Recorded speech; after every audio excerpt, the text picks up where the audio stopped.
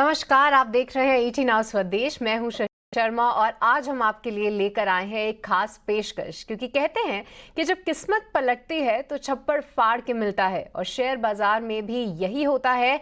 यहाँ भी कई सितारे गर्दिश से उठकर आसमान में चमकने लगते हैं। पिछले एक साल में ऐसी कई कंपनियां सामने आई हैं जो बुरे दिनों में से उबर कर अब अच्छे दिनों का स्वाद चख रही हैं। ऐसी ही कंपनियों पर बात करने के लिए हम आपके लिए लेकर आए हैं ये खास शो, बदला हाल बदली चाल। इसमें हम वित्तीय वर्ष 2023 के टर्न अराउंड वाली कंपनियों की बात करेंगे और समझेंगे इन कंपनियों के शेयरों में अब क्या करना चाहिए।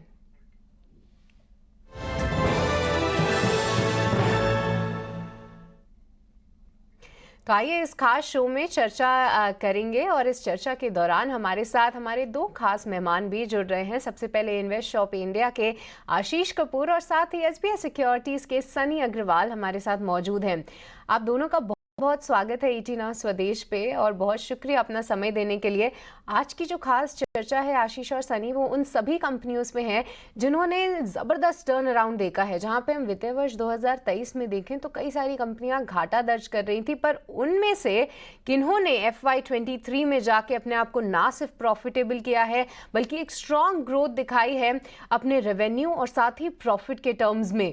हालांकि कई सारे इन्वेस्टर्स ने इनको निचले दामों पे भी पकड़ा होगा, तो बहुत सारी कंपनियों में एक अच्छा उछाल भी देखने को मिला है। पर आगे की चाल किस तरीके की रहेगी और क्या कुछ उम्मीदें करनी चाहिए इनके नंबर फ्रंट पे, ये सब आपसे समझना चाहेंगे और आप दोनों से इस पे राय भी लेना चाहेंगे। तो सबसे पहले हम अपने दर्शकों के सामने वो लिस्ट रख देते हैं जहां पे एक अच्छा रनअप हमने देखा है, और इस लिस्ट में कई सारे नाम सामने आए हैं, जिसमें अगर हम बात करें, एक क्विक लुक दें तो Som distilleries, Aero Green Tech, Kamat hotels, Imagica, Ujjivan finance, Centrum Electronics, ये कुछ स्टॉक से हम शुरू करते हैं चर्चा करने की। सबसे पहले सोम डिस्टिलरीज, आशीष जी आपसे एक बार समझना चाहेंगे, इस पर्टिकुलर सेगमेंट की कई सारी कंपनीज में हमने एक टर्न अराउंड देखा है, और सोम डिस्टिलरीज जहां पे FY22 में करीब 10 करोड़ का कंपनी ने लॉस किया था, FY23 में 60 करोड़ का प्रॉफिट। कैसे देख रहे हैं आप इस कंपनी के फंडामेंटल्स और क्या करना चाहिए अब इसमें? देखिए, मेरे मुताबिक इंडस्ट्री इटसेल्फ काफी अच्छी है, प्रॉफिटेबल है, अच्छी ग्रोथ है इसमें। और मेरे मुताबिक सोम डिस्टिलरीज में आप अभी होल्ड कर सकते हैं, और मेरे मुताबिक अभी इसमें अच्छा आगे चल के रन अप आना चाहिए। होल्ड करने की ही सलाह मिल रही है। हालांकि पिछले एक साल में 280% का रिटर्न ऑलरेडी दे चुकी है ये कंपनी, पर अभी भी भरोसा यहाँ पे कायम है। टर्न अराउंड के बाद अभी भी आप इसे होल्ड कर सकते हैं और आगे के लिए भी नज़रिया पॉजिटिव है। सनी, अब आपसे एक होटल सेगमेंट की कंपनी पे राय जानना चाहेंगे। हालांकि कोविड के बाद हमने कई सारे पूरे सेक्टर में ही देखा कि ट्रैवल और टूरिज्म को लेके जो रुझान रहा लोगों का और जो उत्साह से वो बाहर निकलने लगे, ओपनिंग अप रीओपनिंग थीम कई सारे होटल स्टॉक्स पे प्ले करी, और साथ ही देखिए इनमें से अगर लीडर माने इंडियन होटल्स, तो वो भी अपने ऑल टाइम हाई लेवल्स के आसपास चल रहा है। पर कामत होटल्स के लिए पिछला एक साल टर्न अराउंड क्यों रहा? रिकमेंडेशन का जो था ना, क्योंकि इनकी आय करीब 22 करोड़ की थी, जो कि एक इनका जो बॉटम लाइन था, 22 करोड़ इन्होंने लॉस दर्ज किया था, 310 करोड़ इन्होंने प्रॉफिट दर्ज किया है। पर जो पूरी टर्न अराउंड हमने देखा है वो पूरे सेक्टर में होते हुए दिखा है। कामत होटल्स जो कि पिछले एक साल में ऑलरेडी 300% का रिटर्न दे चुका है, पर आप कैसे देखते हैं? क्या कुछ एक्सपेंशन प्लान्स ऐसे हैं कंपनी के कि आगे और भी बूस्ट मिल सकता है इनके नंबर्स को? और साथ ही स्टॉक प्राइस फ्रंट पे आपका क्या नजरिया है? या good afternoon, thanks for having me on the show. तो बेसिकली कामत होटल में I mean entire hospitality industry पे हमारा व्यू पॉजिटिव ही है। आपने बहुत सही फरमाया कि जिस तरह से कोविड के बाद जितनी भी होटल की कंपनीज है, सब में काफी बेहतरीन नंबर देखने मिले हैं, और उसी के चलते कामत में भी हमने देखा कि एक बहुत अच्छी प्रॉफिटेबिलिटी FY23 में आई थी। और अगर मैं FY24 की बात करता हूं, तो स्पेशली फर्स्ट क्वार्टर, जो कि एक सीजनली बहुत स्ट्रॉन्ग क्वार्टर होता है होटल इंडस्ट्री के लिए, तो यह जून क्वार्टर में भी हमें सभी होटल के कंपनियों के एक बेहतरीन नंबर देखने मिलेंगे। Now coming specific to Kamath hotel, definitely इनके एक्सपेंशन प्लान भी है FY24 में, जो कि अगले 1-2 साल में हमें देखने मिलेंगे। एसेट लाइट मॉडल में बिलीव करती है ये company. At the same time जो कंपनी की जो ऑक्यूपेंसी है वो बड़ी है, average room rate about the pre Covid level. तो all the operating metrics company के फेवर में है। बट एक वैल्यूएशन है जो कहीं ना कहीं मुझे लगता है कि अभी भी काफी चीप है कामत होटल में कंपेयर टू अदर पीयर्स। और मुझे लगता है कि एक लंबी अवधि के लिए पोर्टफोलियो में ऐड करना चाहिए विद प्राइस टारगेट ऑफ 300। तो it's definitely good business to add in a small cap portfolio. ठीक है, तो होटल स्पेस पे नज़रिया पॉजिटिव है और कामत होटल्स इन स्तरों पे भी आप ऐड कर सकते हैं। पर आशीष जी, क्योंकि रीओपनिंग थीम की बात हो रही है, हमने होटल स्पेस की बात करी, पर कोविड के बाद अगर हम देखें और ख़ास तौर से गर्मियों का भी सीज़न है, दो और काउंटर्स हमारे रेडार पे आए हैं जहाँ पे एक किस्मत पलटती हुई आप देखिए दोनों कंपनीज की, मैजिका वर्ल्ड और साथ ही वंडरला हॉलीडेज, दोनों ही कंपनीज अम्यूजमेंट पार्क के स्पेस में हैं। और अभी क्योंकि इतनी गर्मी पड़ रही है, खास तौर से नॉर्थ रीजन को देख लें तो वहाँ पे से जो बहुत सारे लोग ऐसा फन टाइम एंजॉय करना चाहते हैं, बहुत सारे बच्चों के अभी स्कूल हॉलीडेज, समर वेकेशंस भी गई है। आप कैसे देखते हैं, क्योंकि इस साल तो इन कंपनीज ने अच्छा प्रदर्शन किया है, पर क्या आगे भी ये कंटिन्यू रहेगा? और क्योंकि ये पूरे स्पेस में आप देखिए इन्वेस्टमेंट करने के बाद जो भी अम्यूजमेंट पार्क्स रहते हैं, ऐसा नहीं है कि वो हर साल उनकी राइड्स या ये सब चेंज हो, तो क्या आगे की जर्नी या आगे के फाइनेंशियल्स कैसे ग्रो करेंगे? आपकी क्या राय है इस पे? एक फंडामेंटली दोनों स्टॉक्स काफी अच्छे हैं। मैजिका वर्ल्ड का अगर आप देखें तो रिटर्न ऑन कैपिटल एम्प्लॉयड तो ऑलमोस्ट 35% के करीब है, जो काफी इम्प्रेसिव है। और इनके काफी डेट भी रिड्यूस हुआ है और प्रॉफिट ग्रोथ 34% के करीब है पिछले 5 साल की। तो बहुत अच्छी ग्रो कर रही है कंपनी, रिटर्न रेशियोज बहुत अच्छे हैं। और मेरे को लगता है कि अभी भी डिस्काउंटिंग बहुत ज्यादा नहीं है, 5.5 के पीई पे मिल रहा है।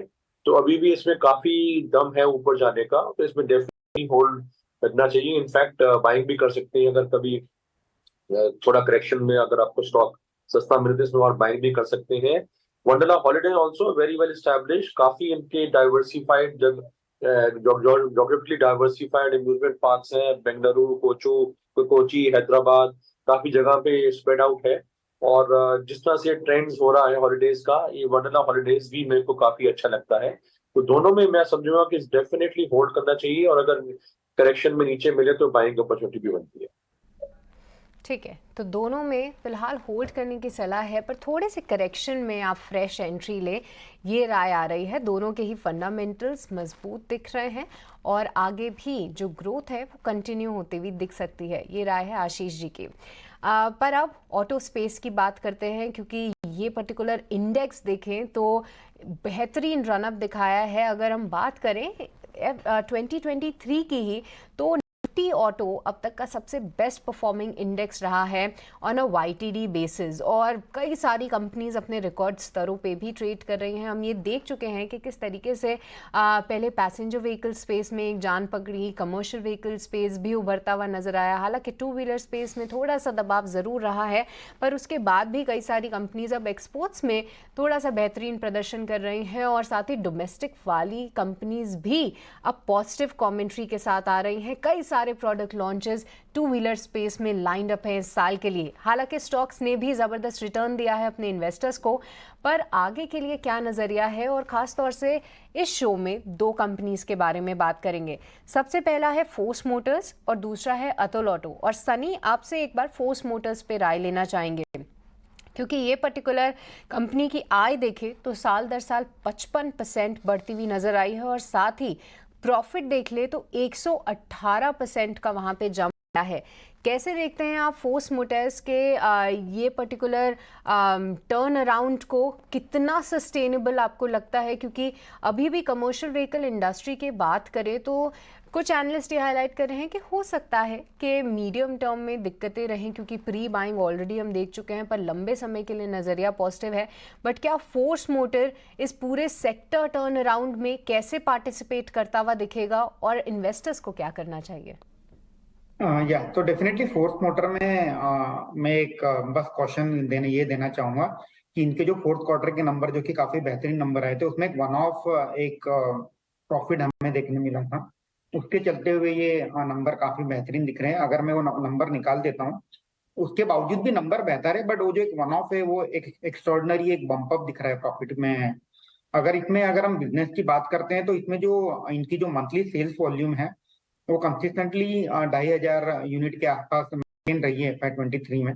अब FY24 का जो नजरिया है वो डिपेंड करेगा कि आगे जाके इसमें जो वॉल्यूम ग्रोथ है वो कैसी आएगी। तो डेफिनेटली मेरा अभी इसमें फोर्स मोटर में मेरा अप्रोच वेट एंड वॉच का रहेगा। जैसे जैसे आगे इसमें नंबर बेहतरीन नंबर आते जाएंगे डेफिनेटली मैं इसमें पोजीशन बनाने की राय दूंगा। एज ऑफ नाउ मैं इसे होल्ड करने की सलाह दूंगा, और जो जून जुलाई अगस्त के जो नंबर हैं डेफिनेटली वो देख करके हम इसमें एक आगे पोजीशन लेने की राय दूंगा। ठीक है, तो फोर्स मोटर्स यहाँ पे एक इम्पॉर्टेंट डिस्क्लेमर या एक इम्पॉर्टेंट जानकारी सनी की तरफ से आई है। और जी हाँ, फोर्स मोटर्स के जो नंबर्स थे वहाँ पे एक एक्सेप्शनल आया था जिसके चलते एक जंप आते हुए दिखा है। तो ये थोड़ा सा सावधानी भरा हो सकता है हमारे इन्वेस्टर्स के लिए कि आगे की जो फाइनेंशियल्स हैं उनको ट्रैक करना काफ़ी अहम हो जाएगा कि कंपनी एक्सेप्शनल आइटम्स को छोड़ के अपनी जो कोर बिजनेस ग्रोथ है उसको किस तरीके से परफॉर्म करती है, और साथ ही जिन इन्वेस्टर्स के पास ऑलरेडी है उनको होल्ड करने की फिलहाल इन स्तरों पे राय दी जा रही है। पर आशीष जी, आपसे एक बार अतुल ऑटो पे राय जानना चाहेंगे। देखिए, कंपनी के बड़े प्लान्स हैं। अगर इनकी 3 व्हीलर सेगमेंट की बात करें तो वहाँ पे वो ईवी ला रहे हैं। दिग्गज इन्वेस्टर विजय केडिया का कहना है कि ये इंडिया का टेस्ला मूवमेंट हो सकता है, और इस कंपनी ने अच्छा प्रदर्शन भी किया है। अगर हम साल के 2023 के पहले 3 से 4 महीने देखें, बट हाल फिलहाल थोड़ी सी दिक्कतों में ज़रूर आई है, क्योंकि कंपनी का कहना है या फिर उन्होंने क्लैरिफाई भी किया है कि मंथली सेल्स नंबर जो महीने दर महीने थोड़े से कम होते हुए नज़र आए हैं, इनको OBD सर्टिफिकेशन इनके डीजल व्हीकल्स के लिए नहीं मिला था, जिसके चलते एक गिरावट हमने देखी थी। पिछले 2 से 3 महीनों से ये जारी है, पर कंपनी ये भी कह रही है कि मीडियम टर्म में ये चिंता जो है चली जानी चाहिए और फिर से सेल्स पिकअप करेगी। कैसे देखते हैं आप अतुल ऑटो की टर्न अराउंड स्टोरी, और आगे के लिए नजरिया है? क्या इन स्तरों पे एंट्री लेने लायक है पर्टिकुलर काउंटर? अतुल ऑटो मेरे मुताबिक काफी अच्छा स्टॉक है। यहाँ पे मैं खरीदारी की सलाह दूंगा। इनफैक्ट डिस्पाइट कि आपने ठीक बताया कि रन अप काफी हो चुका है, पर अभी भी बहुत दम है और यहाँ पे काफी अच्छा और स्कोप बनता है। 500 का एक टारगेट है मेरा 1 साल के नजरिए से, जो यहाँ से भी काफी अच्छा अपसाइड पोटेंशियल दे रहा है। कंपनी के पास बहुत डाइवर्सिफाइड रेंज है 3 व्हीलर्स की, डीजल में, पेट्रोल में, CNG में, इलेक्ट्रिक व्हीकल में। तो काफी अच्छा है, और जैसे आपने बताया काफी अच्छे इनके नए इनोवेटिव प्रोडक्ट्स भी आ रहे हैं। तो काफी मेरे मुताबिक इसका आउटलुक बहुत पॉजिटिव है। डेफिनेटली इन्वेस्टर्स के लिए बहुत अच्छा सिलेक्शन है स्टॉक का, जो आप आपके पोर्टफोलियो में होना चाहिए। और यहाँ से भी काफी अच्छा दम रखता है। जैसे बताया 500 का एक टारगेट है, जो कि 1 साल में मेरे मुताबिक आना चाहिए। तो मेरे यहाँ पे बाय की सलाह होगी। तो अतुल ऑटो यहाँ पे बाय की सलाह है, और अगले 1 साल के लिए 500 रुपए के टारगेट्स आ रहे हैं आशीष जी के लिए। जो टर्न अराउंड देखने को मिला है वो आगे भी बरकरार रहेगा, कंपनी की सेल्स भी कैचअप करती हुई नजर आ सकती है। तो ये सारी पॉजिटिव कमेंट्रीज आप इन स्तरों पे भी इस पर्टिकुलर काउंटर को खरीद सकते हैं 500 रुपए के टारगेट्स के लिए। पर सनी, क्योंकि हम पूरे ग्रीन स्पेस की बात कर ही रहे हैं जहाँ पे अतुल ऑटो हमारे रेडार पे आया, एक और कंपनी है, हालांकि हम चर्चा इसकी कम करते हैं, इसका नाम है एरो ग्रीन टेक। अगर कंपनी की बात करें तो ये भी सस्टेनेबल फ्यूचर यानी बायोडिग्रेडेबल ये सारे प्रोडक्ट्स में इसका एक्सपोजर है, और साथ ही साथ इस पर्टिकुलर कंपनी के फाइनेंशियल्स में रनअप देखिए आप, इनका जो प्रॉफिट है वो करीब 300% बढ़ता हुआ नज़र आया है। और साथ ही अगर सेल्स की बात करें तो 34 करोड़ की आय थी, अब वो 109 करोड़ की आय हो गई है। क्या कुछ चल रहा है कंपनी में? थोड़ी सी जानकारी दीजिए हमारे दर्शकों को कि क्या करती है ये कंपनी, और जो एक जंप देखा है क्या ये सस्टेनेबल रहेगा आगे? या डेफिनेटली। तो एरो ग्रीन टेक अगर आपको याद होगा तो आज के कुछ साल पहले काफी चर्चा में भी थी कि इनके प्रोडक्ट काफी यूनिक है, बायोडिग्रेडेबल प्रोडक्ट है। तो बेसिकली जहां जहां प्लास्टिक यूज होता है उसकी जगह बायोडिग्रेडेबल प्रोडक्ट कंपनी ने काफी सारे पेटेंट भी फाइल किए थे। और बीच में पिछले कुछ सालों में कंपनी को ये प्रॉब्लम में आ गई थी, और उसके चलते हुए हमने देखा कि कंपनी के नंबर ठीक नहीं आ रहे थे। एंड नाउ अब जब मैं मार्च क्वार्टर के नंबर देखता हूं तो ये पहला क्वार्टर है जहाँ एक काफी बेहतरीन सेल्स और प्रॉफिट हमें देखने मिला है। तो डेफिनेटली कहीं ना कहीं एक टर्न अराउंड दिख रहा है, बट हालांकि मैं और एक क्वार्टर के नंबर देखना चाहूंगा कंपनी के before building my conviction on the company. और कंपनी की कोई ज्यादा इंफॉर्मेशन अवेलेबल है नहीं एक्सचेंज पे, अगर मैं देखूं कोई प्रेजेंटेशन या ऐसे कुछ अवेलेबल है नहीं। तो डेफिनेटली एक वेट एंड वॉच मेरा आगे फिर से एरो ग्रीन टेक में रहेगा। डेफिनेटली इसको एक रडार पे रखना चाहिए। अगर जून क्वार्टर के नंबर भी बेहतरीन आते हैं, मैनेजमेंट अगर कुछ पॉजिटिव कमेंट्री देता है ग्रोथ के एंगल से, तो डेफिनेटली इसको देखना चाहिए। बट हालांकि मैं आज आज के सिनारियो में इसे होल्ड का वेट एंड वॉच के एंगल से अप्रोच करना चाहूँगा। बहुत ज़्यादा भरोसा एरो ग्रीन टेक पे नहीं है, हमारे दर्शक ये नोट करें जो हम हमारे एक्सपर्ट्स राय लेकर आ रहे हैं, क्योंकि यहाँ पे थोड़े से और समय इस पर्टिकुलर कंपनी के टर्न अराउंड स्टोरी को हमें ट्रैक करना पड़ेगा, देखना पड़ेगा आगे किस तरीके से इनके प्लान्स डेवलपमेंट होते हैं, क्योंकि बहुत ज़्यादा जानकारी और मैनेजमेंट नहीं दे पाया अभी तक इन्वेस्टर्स को, तो वो भी बहुत ज़्यादा क्लैरिटी नहीं दे पा रहा है कि आगे क्या ये ग्रोथ स्टोरी बरकरार रहेगी या नहीं। तो इन स्तरों पे फ्रेश निवेश ना करें, जिनके पास है वो होल्ड ज़रूर कर सकते हैं, पर वेट एंड वॉच की कैटेगरी में डालते हुए सनी इसको नज़र। आशीष जी, फाइनेंशियल स्पेस जहाँ पे बहुत सारे इन्वेस्टर्स का रुझान है और इनमें से दो काउंटर्स जो कि अपने एक ज़बरदस्त रनअप ऑलरेडी दिखा रहे हैं पूरे फाइनेंशियल स्पेस में से, और दोनों सेम ग्रुप की कंपनीज हैं, उज्जीवन फाइनेंशियल और साथ ही उज्जीवन स्मॉल फाइनेंस बैंक। जो टर्न अराउंड हम देख रहे हैं कई सारी फाइनेंशियल कंपनीज में, कई सारे इन्वेस्टर्स इसको लंबे समय के लिए एक बेट, बहुत बेहतरीन बेट भी मान रहे हैं। आपका क्या नज़रिया है दोनों ही कंपनीज पे? देखिए, मेरे मुताबिक थोड़ा ये ग्रुप में लेगेसी इशू जरूर रहा है, क्योंकि 2015 में जब उज्जीवन, जो पहले एक कंपनी होती थी, उसका जब आईपीओ आया था तो बहुत उम्मीदें थी, और उम्मीदें पे के अनुसार डिसअपॉइंटमेंट हुई थी शेयर होल्डर्स को, काफी साल से अंडर परफॉर्म कर रहा है। पर अब धीरे करके कॉन्फिडेंस वापस आ रहा है इसमें। अगर कोई एक स्टॉक चुनना होगा तो उज्जीवन स्मॉल फाइनेंस बैंक में मैं जरूर खरीदारी की राय दे सकता हूँ अब, क्योंकि धीरे करके कॉन्फिडेंस आ रहा है, नंबर्स में लगातार कंटिन्यूस ग्रोथ भी दिखा रहा है। और मेरे मुताबिक यहाँ से ₹50 का टारगेट आप एक साल के व्यू से लेके रख सकते हैं। उज्जीवन फाइनेंशियल में अभी होल्ड की राय होगी, पर उज्जीवन स्मॉल फाइनेंस आप खरीदारी भी कर सकते हैं विद ₹50 का टारगेट इन 1 ईयर्स टाइम फ्रेम। तो उज्जीवन फाइनेंशियल्स में अभी इतना कन्विक्शन नहीं है, हालांकि उज्जीवन स्मॉल फाइनेंस बैंक इन स्तरों पे खरीदारी आप ज़रूर कर सकते हैं। इस लिस्ट में हमने कई सारे स्टॉक्स और सेक्टर्स ज़रूर कवर किए हैं, पर आखिरी के कुछ स्टॉक्स हैं जहां जो हम आपके लिए लेकर आए हैं और वहां पे अपने एक्सपर्ट्स की राय ज़रूर लेंगे। इनमें से एक और काउंटर है सनी, बहुत चर्चा में नहीं आता है, टूटुकुरन एल्कलाई। ये पर्टिकुलर काउंटर ने भी 193% का स्टॉक प्राइस पे रिटर्न दिया है। इनकी सेल्स 193% से बढ़ती हुई नजर आई है, और पिछले एक साल में जो इनका प्रॉफिट है वो 129% जंप किया है। कैसे देखते हैं आप इस पर्टिकुलर कंपनी को? यार बेसिकली अगर मैं कंपनी का बिजनेस देख रहा था, तो company I think soda ash business में है। और रिसेंटली हमने पाया है कि देखा है कि पिछले कुछ दिनों में सोडा ऐश के प्राइसेस भी करेक्ट हुए हैं।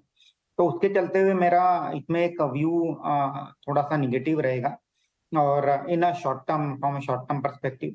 तो डेफिनेटली मेरी ये राय रहेगी कि अगर किसी के पास ये शेयर है और अच्छे खासे मुनाफे पे कोई बैठा है, तो इसमें एक प्रॉफिट बुक कर लेना चाहिए।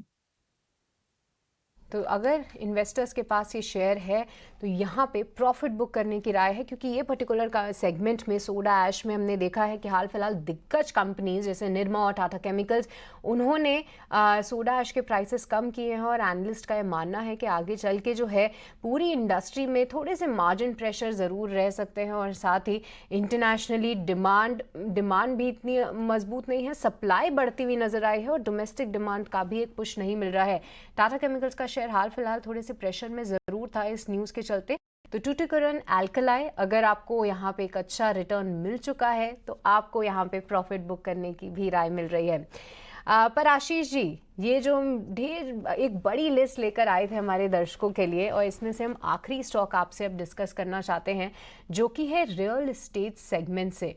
इसमें दिग्गज प्लेयर्स ज़बरदस्त रनअप ऑलरेडी दिखा रहे हैं। अब डीएलएफ को देख लीजिए, Prestige estate, Shobha, but rental side में से पेनिनसुला लैंड ये कैसी दिख रही है आपको कंपनी?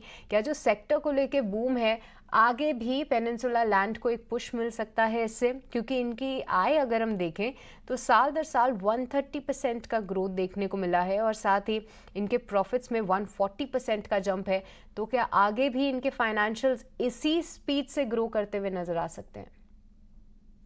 बिल्कुल, मेरे मुताबिक काफी अच्छा रुझान रहना चाहिए इस स्टॉक में, क्योंकि जैसे आपने ठीक बताया, परफॉर्मेंस हिस्टोरिकली बड़ी अच्छी है। साथ में कंपनी ने अपना जो कर्जा है वो भी कम किया है और प्रमोटर होल्डिंग भी बढ़ी है, तो वो काफी अच्छा कॉन्फिडेंस देती है आने वाले फ्यूचर के लिए। यहाँ पे मैं खरीदारी की सलाह दूंगा और एक साल का टारगेट पहला 40 और उसके बाद अगर बुलिश की सिनेरियो देखा जाए तो 65 तक जा सकता है, पर एक 40 का एक मिनिमम और ऑप्टिमिस्टिक टारगेट 65 का एक साल के व्यू के साथ आप इसमें खरीदारी कर सकते हैं। लैंड जो कि फिलहाल 24 रुपए पे है, यहाँ पे एक साल में यानी आपके पैसे लगभग 3 गुना होते हुए नज़र आ सकते हैं। 65 रुपीज़ का टारगेट्स दे रहे हैं यहाँ पे और एक साल की अवधि में आपको इस बेहतरीन रिटर्न्स दिख सकते हैं। हालांकि कंपनी की आय और मुनाफा साल दर साल डबल होता हुआ नज़र आया है, पर स्टॉक प्राइस के रिटर्न से 3 गुना हो सकता है पैसा, ऐसा आशीष जी का मानना है अगले एक साल के लिए। पर आखिरी में सनी, आपसे एक बार इलेक्ट्रॉनिक स्पेस सेगमेंट की कंपनी के बारे में बात करेंगे जो कि है सेंट्रम इलेक्ट्रॉनिक्स। ये पर्टिकुलर कंपनी थोड़ी सी कम ट्रैक होती है, पर पिछले एक साल में 192% का जंप इस शेयर ने ऑलरेडी दे दिया है।